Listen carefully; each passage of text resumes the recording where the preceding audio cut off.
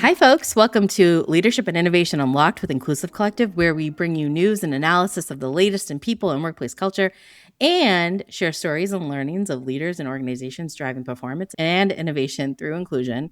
I am your co-host, Nadia Butt. I'm a workplace culture strategist and talent development consultant, and I am here with my very good friend, Rob Hadley, a people and culture strategist specializing in operational excellence, transformations, and analytics. Rob, welcome back Top to level another friend. week. Top level. I just Top told level. you outside of the podcast, you've made the cut in certain things. You are in the tier. It's been a long road to get there, but It's been a long journey for you. I think you have no choice at this point, right? It's true. We are tied by the podcast. So I wanted to just ask you, outside of this like dumb war, you have been working with the brilliant Aparna Ray to put on some sessions and workshops, the Stealth Equity Playbook. I wanted to hear how that was last week and any learnings yourself, or what did you take away from, just kind of teaching folks about equity and equity mapping, all those fun things. Well, what we were trying to do was introduce, it was an update of some of the work that we've done previously for the age of AI, right? Yeah. And so it was really, really great. Had, a lot of really fascinating, interesting participants that came to that particular workshop. Yeah. And it was really inspiring, Nadia, and I think you'll like this because, a lot of folks are just, we talked about like they're waiting for the end of the apocalypse, right? Like they're just kind of retrenched. Mm-hmm. And what we were trying to do was say, hey, it's not, we know how you feel, but here's some tools that you can use to start to rebuild some of the things that we had. Yeah. And actually get better as we move forward, right? And we all know, probably since I've been doing this work, and probably since you've been doing this work, there's been 2 or 3 different ebbs and flows and peaks and valleys, right? So it's always comes back, and and so how do we start to think about the tools and frameworks that we can use that as it comes back, we're ready, and we can be able to take advantage of that particular moment. Yeah, that's great. I love that. And any idea if you'll be doing these in the future again? Because I'm sure people, Well, we are going to do a 3-hour version of this. So it's a much deeper dive into some of the tools and frameworks and how to think about using AI to create equity. Yeah. And so we're doing that on April 16th. I will, so I'll give more details, but April 16th with Aparna. And it's going to be a 3-hour workshop. That's great. All right, folks. Yeah. April 16th. You heard it. All right. A plug. I didn't even know we were plugging. Of course. A plug. Yeah. I got to plug the work we do here. That's what our producer still has. Yeah, exactly. Our producers, our backers, our financial backers are telling us. Our financial sponsors. We really need to start making some money. All right, Nadia. Today on the show, we have a huge treat. We're going to be joined by James D. White and Krista White, co-authors of Culture Design, How to Build High-Performing, Resilient Organizations with Purpose. We're also going to talk about Gen Z attitudes on gender roles. We're going to talk about global economic armageddon. Yeah. And then later we're going to rant, we'll rave, we'll have a great time. Well, First, Nadia, lead us off with some deets. All right. So The Guardian last week shared some insights from a new global survey of more than 23,000 people across 29 countries, where they found something pretty surprising. So actually, maybe it's not, but it is. It is and it isn't. So Gen Z men are more likely than baby boomer men to support the traditional gender roles in marriage. About 31% of Gen Z men say a wife should always obey her husband, and roughly 1/3 say the husband should have the final say on important decisions. And that's about double the rate of baby boomers who agree with those statements or sentiments. Researchers say the trend may reflect economic anxiety, online manosphere influences, and then there's growing debates about gender equality among younger men in general. So Rob, would just love kind of your insight into what this, what you think this means, or just your reaction, what your take is on this. Yeah, let me give you so obviously, Nadia, I have to be very careful. Please mansplain. No, just kidding. I have to be very careful about how I talk about this particular story because my spouse listens to the show, Yeah. obviously. Um, you know what? So here's some reactions, right? So when have baby boomers ever come out looking good in a I survey, know. right? Go No boomers. offense. One of the things in that survey was attitudes towards sexual norms also differed sharply across generations. Yeah. 21% of Gen Z males think a real woman should never initiate sex, compared to only 7% of baby boomer men. Bottom line, boomer men are freaks is basically what I took away. Um, the other note that I had was that so the other interesting thing that 3 times as many Gen Z women agreed with the obey your husband question Yes. I thought that was as surprising too. boomers, right? So it wasn't just the men, but it was also the women in Gen Z Yes. as well. So Yeah. this, I feel like it's like all the trad wife Instagram and TikTok trends as well. But so, I'll tee you up for like the serious commentary. Like my Yeah. overall is they were super screwed, right? Like I think about this a lot though, because I have a Yeah. son. I And think so about it. how do we Yeah. have Hmm. productive and healthy relationships with women as he gets older? Our birth rates are falling precipitously. Hmm. I always talk about how the fact that women are educated, they've out earned bachelor's degrees of men since 1984. And as they become more educated, these roles are becoming more and more split in like the in Hmm. the, in the views of them. And so those have Right. huge implications on society, In on our workplace. economy, and the Yeah. workplace. Yeah. And so now, give me some real Yeah. insight. No, no, no, no. I think you are bringing up, as as I think you were talking about with a little bit of levity, but like you definitely are bringing up really important cases to this. And like, some people might be like, why are you talking about this doesn't make sense, it's not really like workplace related. But I would disagree. I think, when we talk about from a workplace and a societal perspective, the disconnect between progress and leadership and the lingering sentiments or attitudes about power at home are at play here. And so, Mm-hmm. organizations have spent decades upon decades investing in gender equity and inclusive leadership. And some may say,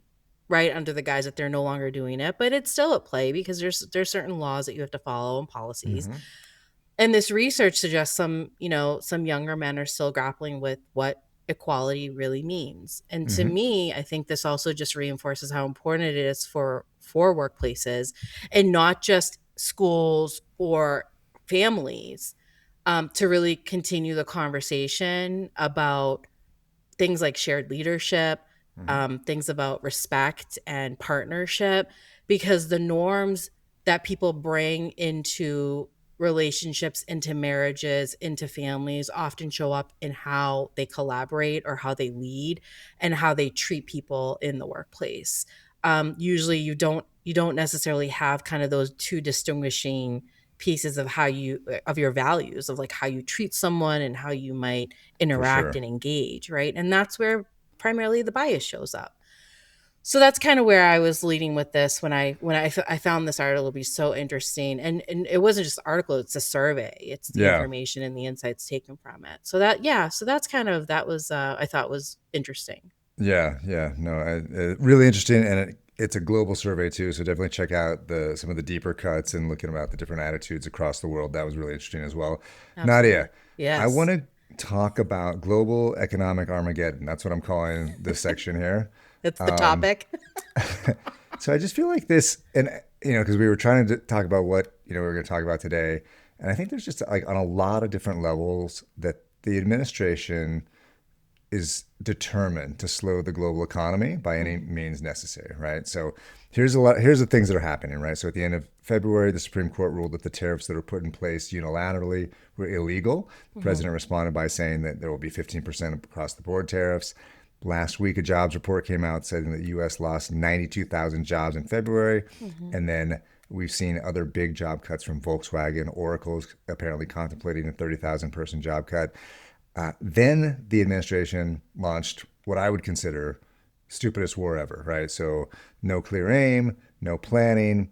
This will drive inflation higher through higher oil prices. It's already spiked mortgage rates. Mhm. When you think about the things in our economy that drive up prices, so Sure. housing up, healthcare up. Have you talked to anyone trying to get healthcare right now? Like what Yeah, the me. prices that they're paying? Yeah, Okay, well, me. sorry. I mean, I have healthcare, Education. but it's very expensive. It's Yeah, spiked. Yeah, yeah, yeah. like almost double to triple. Double to triple. Education up, care. We talk about the care all the time up. Hmm. So, and now we're spending 10 to $20 billion on this war. So, Yeah, if the president wanted to create a recession, these are the things that you would do, right? sure. And so, companies are having a really hard time making decisions and planning, and I know that on a day-to-day basis. Like I'm talking to folks. I was working with a company last year on Liberation Day. That was the tariff day, and they were freaked out. They responded Mm-hmm. by stopping all their spending, stopping their investing cold, right? And Mm-hmm. so I work with people internationally. They can't travel. They're canceling Right, trips. right. Companies that want to do work are pulling back. They cannot Mm-hmm. commit. So this is bordering on sabotage, Mm-hmm. in my opinion. So Yeah, lots of Nadia, what are thoughts. you feeling? Well, and then I'll just add another element of what you mentioned is like I have several folks in academia. I mean, as does your wife, right? And you think of like the immigration that's occurring, and you mentioned an element of that, but a lot of these universities are losing their tuition from international students being able to come here Yeah, and study. And I have a lot of friends who work in different schools, schools of engineering, schools of education that really relied on it on international students to come, school of medicine. So that's another element. I think workers are just feeling really squeezed from every direction, right? You mentioned the 92,000 jobs that were lost last month. I mean, that's just in a month. And then, the unemployment rate, I think it ticked up to like 4.2 or 4.4%, something like that. And there's cuts across manufacturing and construction, and even healthcare. And so I think what this means inside of an organization is hiring freezes. I think yep, you're going to see a stall in promotions because how do you promote when you don't have either the people, or you stop to think of succession planning. And then teams then are being asked to do more work with fewer people, right? right, And so, and then when you add in things like added, rising gas prices, and you're asking people to come back to work and sit on the road for, 2 hours at a time. And then, of course, the geopolitical conflict, people I think are just so tired, and they're tired of the like instability and tired of the constant change. And I feel like this has been happening since the pandemic, since like 2020. So, right. and of course, the last year, with this administration in place. So yeah, people are tired. The You're end. much more measured. I realized halfway through that I was actually ranting earlier in the show than I'm It's supposed to. okay. So, No, but this is. but I yeah, think no, this is what's definitely. on people's mind, and we hear It's it every day from our colleagues. it's really the only thing on my mind, and so yeah. So Yeah, thank you for letting me get that out. of course. That's going to be it for the deets today. We're going to take a quick break. We'll be right back with our guests James D. White and Krista White. Stay with us. Welcome back. Today, our guests are Krista White and James D. White, co-authors of the best-selling book Culture Design: How to Build a High-Performing, Resilient Organization with Purpose. I like to hold up the books. Krista is a fiction writer and the founder of the LGBTQIA plus sex ed app Kiki for the Future. James is the former CEO of Jamba Juice and has over 30 years of experience as an operating executive and currently chairs the board of The Honest Company, among several other private and public board positions. Kristen, James, it is a pleasure to meet you both. Thank you so much for joining us on Leadership and Innovation Unlocked. And thank you for being our first father-daughter guest duo ever, right? So you probably get that a lot. Yes, we do. Thank you for having us. Happy to be here. Thanks for having us. Happy Friday. Happy Friday, Chris and James. Welcome to our podcast. We're just so excited to have you both here. First of all, I also just want to say I wish that my dad would consider writing a book with me and then joining me on podcasts, but that's probably never going to happen. But what I really love that this book is described as, of course, like a father and daughter's love letter to the next generation of leaders about culture design. And I really just wanted to start, like, you previously wrote a book, Anti-Racist Leadership as a Call to Action. And then this new book feels like both an evolution and an expansion. And so you kind of write, like, designing your culture means designing your future business outcomes. And we love this line in particular. How did your thinking shift from focusing on anti-racism specifically to then designing high-performing, resilient cultures more broadly? So, Krista, we'll start with you, and then James, of course, I'd love to get your take on kind of how this lands from your CEO and your board perspective. Well, first of all, don't count your dad out, Nadia. You would never know.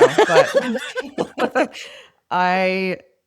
we started working in this realm of culture design, anti-racism, DEI, all that world of focusing on the people and systems in organizations together several years ago. Dad has been working in business as an operator for decades and in boards, and as you said, has been a CEO of a public company. So as he has shifted into new roles in his career, a new chapter, has brought me in as a partner, as a co-writer, which has been such a privilege. When we originally started doing this work before the pandemic, we were focused on anti-racism. We weren't calling it that yet, but we ended up titling the book that way because we were writing it in the middle of the racial reckoning of 2020. So I literally, think maybe the night or the day after George Floyd's murder, sent this email to Dad, like, oh, I think I have a new way to start the book. And that's basically like the first paragraph of the book is that email essentially of anti-racist leadership, about we have to reckon with this, many people call it original sin of our country. And it felt really relevant to frame this work that way at the time. Why we have sort of broadened and evolved our lens is to contextualize this work as something that is embedded in the DNA of an organization. We've always wanted to emphasize how important it is that culture, DEI, anti-racism, but culture more broadly, is a pillar of the organization that undergirds everything that you do. It's not a standalone activity. It's not a check the box. It informs everything, every decision you make. It just informs your strategy. And that was what was really important to us, is changing the way business gets done and the way people experience their workplaces. And I also think we chose to go with a broader point of view and a broader title so we could reach a wider audience with the same ultimate goals. That's great. James, anything you want to add to that? Yeah, the only point I'd make is we've always been focused on culture. I mean, that's where I start, kind of human people first. The first book had a subtitle, How to Create High-Performing Cultures in a Race-Conscious World. So culture has always been a significant through line in the work. And to the point Krista makes, with maybe slightly different words, is culture is one of the folks we interviewed for the book, is the software that companies run on.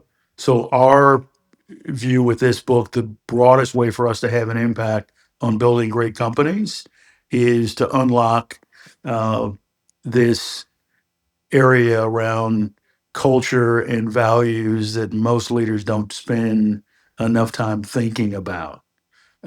We believe this unlocks really the best of companies. And then the backdrop is the velocity of change is so great. Even if at one point companies had really good cultures, the world has shifted, and they're thinking around value and cultures and rituals haven't kept up with the pace of change externally. Yeah. Yeah, I want to ask you about rituals. I'll come back to rituals, but Nadia and I both really liked a lot of the stories that you tell in the book. You talk to a lot of great leaders. You talk to Krista Quarles in particular, right? So this is CEO of Alludo, former CEO of Open Table. And she says that in leading a culture turnaround, CEOs have to realize that you're not the culture. You're just a steward of the culture. And I'm not sure, in my work, I'm not totally sure that a lot of CEOs see it that way, especially founders, especially, rapidly scaling folks, if they see that distinction. So, James, how do you, as a consultant or even another leader in an organization, how do you get the CEO to understand that they are not the culture? I think the main thing that I stress to leaders is they certainly help shape and transform the culture in a really significant way, and it's really all the processes and the practices and the rituals that make up the people, the organization is the culture. How things happen uh, when the CEO, when she's not in the room, that's really what the culture is. Uh, Danny Meyer talks about culture being all the things that we say we stand for, minus the things that we allow. We talk about in the book really having leaders try to close the gap between what they say and what they actually do. So it's the experience, how employees experience an organization really is what makes up the culture. And we actually believe culture in many ways is more important than strategy, because it's how things get done in an organization. Yeah. Yeah, for sure. Actually, Krista, just kind of adding to that, I'm curious, your work really centers on liberation, connection, elements of celebrating and joy. And that language, from my experience, isn't often used in corporate boardrooms or, in corporate settings. How do you translate those values like joy, liberation into things like performance metrics and even business outcomes? How would you support a leader in recognizing and then being able to translate those values into more of that business language? Right. So those values show up in my business, Kiki for the Future, in a very straightforward way. It's about sex ed. It's about queer liberation and joy and wellness. Mhm. Values like that can feel nonspecific in a different context. So I'd say one thing we talk about is our values being actionable in our business. So that language, and specifically, is not going to be the right language for to most businesses. Sure. Yeah, sure. But it's also a matter of thinking of your personal values and how you're living those as a leader. So how do I show up every day with these values of liberation, joy, freedom, equity, etc.? It's in how I talk to people I might be coaching. It's in fostering empathy, in the way I speak to employees or reports or Mhm. whoever it is someone is leading. Um, and one thing we do talk about in culture design is in remembering that empathy starts with you. You have to have empathy for yourself. You have to respect yourself and your full humanity. One Mhm. thing that leaders, especially the higher up you are, the larger your organization, do is they expect that they feel they're expected to know all the answers. Right. But one of the marks of a great leader is having the humility to know where they don't have all the answers and where they are building a great team Mhm. that because great leaders delegate, right? Yeah, So sure. Yeah. I think one of the issues that leaders have, you mentioned, Rob, in a rapidly scaling startup, is being the culture, being the company works until it doesn't. Right. As you scale, you can't. And a lot of leaders who are rapidly scaling want to clutch to the control, but you can't if you want to grow and if you want those systems and processes to scale. So all that to say, those values only become real in those daily systems and in the daily practices you have within yourself as a leader. Yeah, that's very, very true. Yeah, James, I wanted to ask you, we talked about it earlier about the importance of, you mentioned rituals, and you talk about the importance of artifacts, real things that you could touch and hold and point to. And so are there things that were important in terms of artifacts or rituals that you identified that were important in your turnaround of Jamba Juice? Yeah, I think there were a number of things that were really important. We've got a culture that was vibrant and fun, and I got really direct feedback from the workforce on really preserving the energy and the fun and the excitement.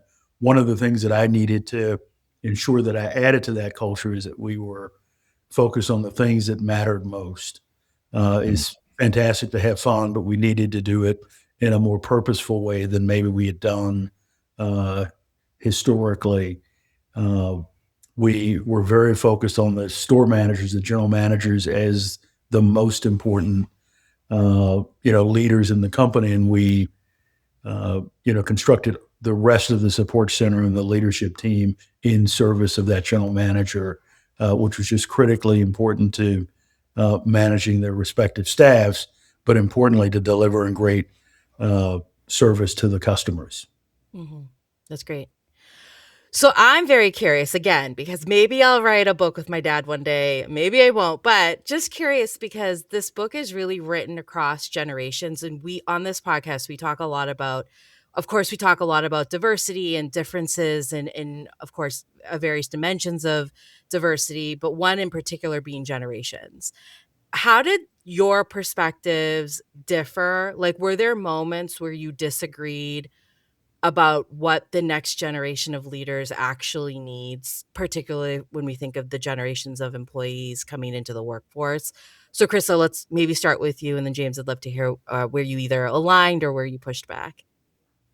Yeah, I mean, one of the things that allowed us to work together so well is that we have very closely tied values, and what we ultimately want is to make the world a little bit better, see if we can move the needle on making workplaces a little bit better for people and more equitable, allow people to bring their full selves to work and to the organizations that they work for and with. There's definitely generational differences, and one of the ways we played with that in the book is in our little pullouts. So we have from Krista's notes app, from James's notepad. Yeah. And it's a generational thing, and it's a way of brains working too. For me, I have to write things down digitally or I'll lose them. I like using paper for brainstorming, but I have to keep my actual notes that I want to remember in my notes app, or else it's gone. And Dad loves a yellow legal notepad. So that was one way we brought in our perspectives, and that also gave us the opportunity to speak from the different points we're at in our career. I'm in addition to the work I do with Dad around culture and consulting and writing, I also write fiction. I also have my my side business in sex ed, and I was an actor for years. So I've done a lot of different types of side hustles and frontline work. I worked in a bakery for a year and a half. So yeah, so it was really fun. It was a great job, but it means that I just have a different perspective on how this culture work gets cascaded and what it looks like when it's not going well. And you're hearing something different from the top. So that was it was just more so that in that respect, perspectives that came together to create a richer book.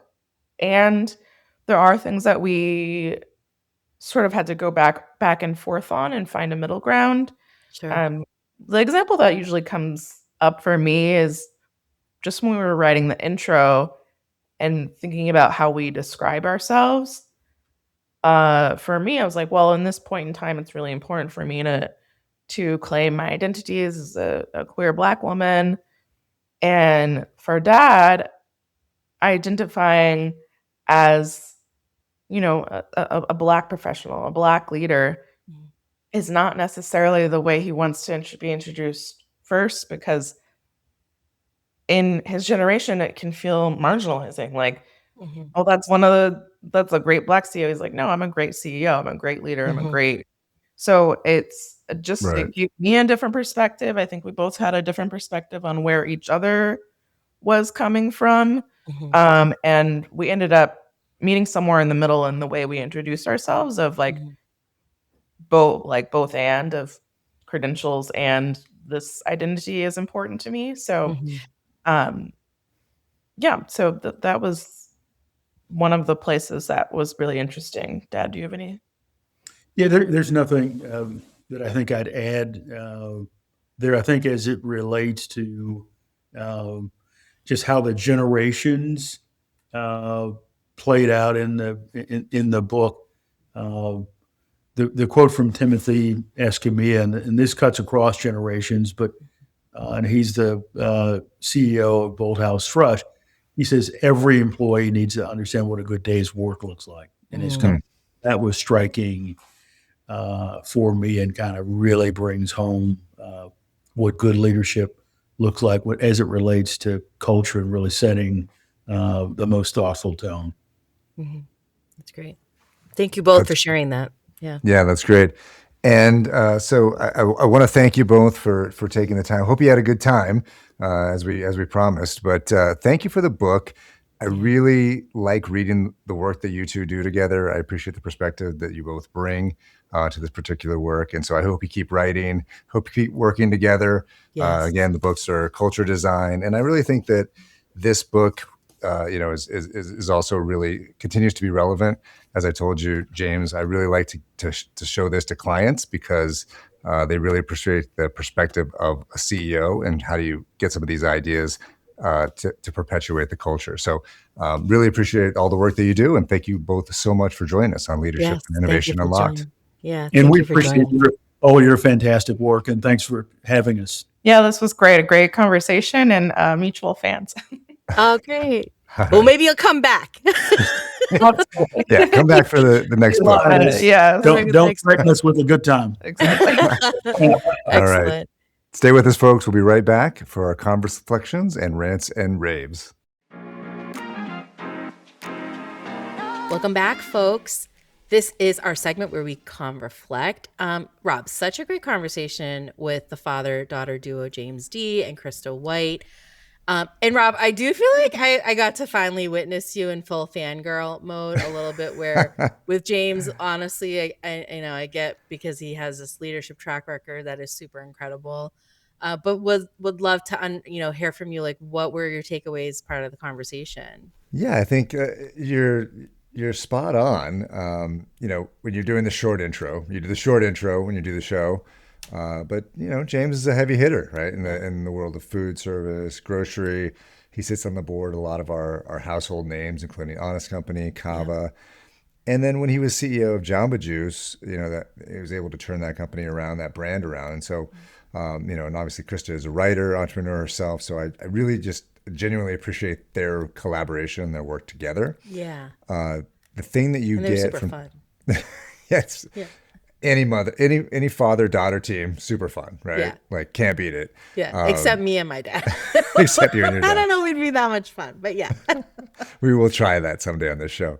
But the thing that you get, from talking to James is that when he's running something, he gets involved. He values the people on the front lines, the people that make things work, and he pays attention to culture, right? It's not lip service. So he makes it a focal point of wherever he goes, whatever type of transformation that he's doing. And so I think that, I look at Krista, she has a great mentor there. and it'll be fun to see her grow in her career as well. So I just really like, the two of them together. I really enjoy it. Totally. And I just love the continuous like discussion around culture as something you design intentionally. For sure. Not something that just happens. I think that's a really powerful reminder for leaders everywhere. Yeah. And as I have said to James as well, the fact that he has done it makes that message so much easier to convey. And so I appreciate them writing books that are very aligned with the things that you and I do as we go Very talk practical. to organizations. Totally. Right. And we can point, we can hold these books up and say, look, this is someone that has done it. And so it's very, very effective for us as well. So really appreciate them. Totally. All right. Well, thanks for that. Are we ready Nadia, for some ranting? Yeah. Now we did a raver. I did a rant earlier. Let's rant if you're again. Gonna rant, you're gonna have an official rant for us I'll now, have an official rant. So honestly, this story really hits a nerve for me. A recent Southwest flight had to divert. Armed officers boarded the plane, and a man was removed only for the FBI to later confirm that there was no credible threat and no charges filed. And what was he reportedly doing, Rob, you ask? Praying during Ramadan with a timer on his phone. Right. And so that's a pretty stark reminder that for a lot of Muslims, including myself, there's still this reality of like flying while Muslim, where like normal religious practices can like suddenly be viewed as suspicious. That's why I have a big problem with the see something, say something that goes off at the airport because it's full of bias. Right. What are you going to, if you see something, you're going to say, give me a break. Anyways, that's my rant. Yeah. No, that's it. Yeah. And unfortunately, we've seen this play out before. We know that we're going to see a little bit more of this. So, it's definitely difficult to see someone go through that. So wish this particular person the best. One other thing on that, Nadia, the story that you sent me was about a woman stepping in to clearly say that this person was not a threat. Yes. And talking about that in the media. Yes. And so that was really important. It was as well. really important. Really important. Yeah. Allyship from a non-Muslim. Yeah. Who for sure. stepped up. For sure. Yeah. That was great. All right. So I drew the short straw. I had the rave, right? So I tried really hard. I even Googled positive news story and it was slim pickings. It was slim pickings? Nadia, as we say out here in the Midwest. Oh, man. One of the positive news headlines was that Travis Kelce was not retiring. And I was like, I don't think that fits what I'm looking for in terms of a positive news story. Not for this podcast. But I do want to recognize the group or the work of the group, The Secret Handshake. They released their third art installment on the National Mall, and it's quite inspiring. And so I love good art. I know you love good art. So I really, really like their newest piece. It really got to me. It really spoke to me. You did, I encourage was it all like of Titanic or something? Yeah. Yes. And so I would encourage all of our listeners to take a look at their art installation on the National Mall, Secret Handshake. Check it out. You're going to love it. That's great. Thanks for that, Rob. All right, folks, that wraps up this week's podcast. Leadership and Innovation Unlocked is a production of Inclusive Collective Media and edited by Ari Mathey. We would love to hear from you. So send us your feedback at inclusivecollectivepodcast@gmail.com.